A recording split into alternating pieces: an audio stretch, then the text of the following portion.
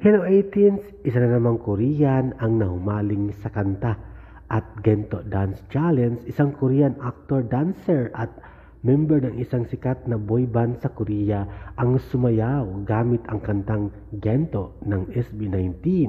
Na ito ang kanyang video na talaga namang super talented sa pagsayaw ang naturang Korean actor, dancer na mula sa Korea.